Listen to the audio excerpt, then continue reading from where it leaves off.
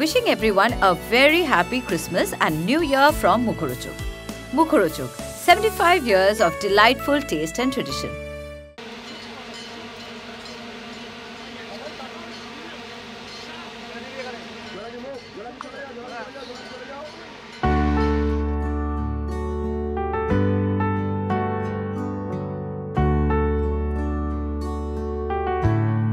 ধ্রুব জীবনে আপাতত এখন বিয়ের পর্ব চলছে, বাবা মার অমতেই বিয়েটা এখন চলছে। এখনও জানে না তারা, ওইদিকে রঘুরাইয়ের পার্টিতে সঞ্জনা ওয়েট করছে, এনগেজমেন্টটা ভেঙে এখানে চলে আসা হয়েছে এবং দাদু ঠাম্মির কথায় এখন এই অবধি এসছি, দেখা যাক এরপর বিয়ে হয় কিনা। আদ্রিক রায়ের পর্দার জীবনে কত নম্বর বিয়েতে বসে? প্রথমটা কুবুল কুবুল হয়েছিল নূরজাহানে, তারপরে 3টে সিনেমায় আমি বিয়ে করিনি। কোনো টেলিফিল্মে একটা করেছিলাম বিবাহবার্ষিকী, সেখানে বিয়ে দেখানো হয়নি বাট ম্যারেড দেখানো হয়েছিল।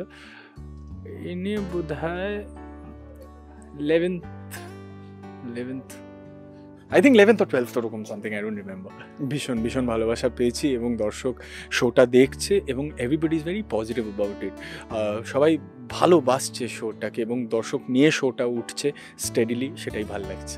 শীতের বৃষ্টি অলরেডি পেয়ে গেছো, এনজয় করছো, তবে কাজের বাইরে কোনো পিকনিকের প্ল্যানিং আছে? নাথিং। আমার মানে যখন আমি টেলিভিশন শুরু করি তখনই আমি একটা জিনিস মাথায় নিয়ে নিই যে আমার কাছে এই মুহূর্তে নেক্সট যতদিন টেলিভিশন চলবে আমার I can't do anything else. তো আমি আমার মাইন্ডটাকে ওইভাবে প্রিপেয়ার করে রাখি যে আমাকে 30 days এখানেই পিকনিক করতে হবে, এখানেই কাজ করতে হবে, সবটা এখানে। মিষ্টি আমি খুব একটা খাই না, মানে সুগার একদমই অ্যাভয়েড করি, কিন্তু মানে এমনি মানে আই লিভ মোর অন মানে no sugar stuff because I treat that like poison for me.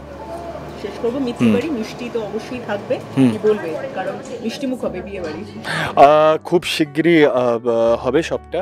Mittir বাড়িতে দেখবেন, পর্বে দেখবেন এবং চোখ রাখবেন 9টা থেকে 9:30 মিত্তির বাড়ি দেখবেন জি বাংলায়। Thank you.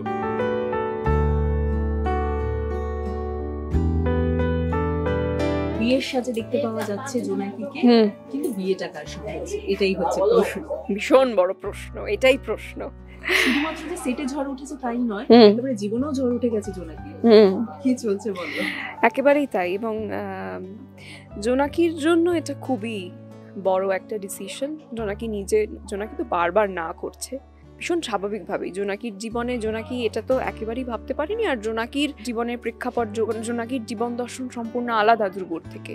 ফলে দাদু দিদা জোনাকিকে ভীষণই ভালোবাসে, ভীষণই স্নেহ করে, জোনাকির উপর অগাধ আস্থা আছে। কিন্তু তারপরেও জোনাকি না কোনোভাবে বিশ্বাস করতে পারছে না ও ধ্রুবর সাথে বিয়েটা যে করবে এবং ওকে যে সবাই মেনে নেবে। কারণ ও জানে যে ওকে কেউ মেনে নেবে না দাদু দিদা বাদ দিয়ে।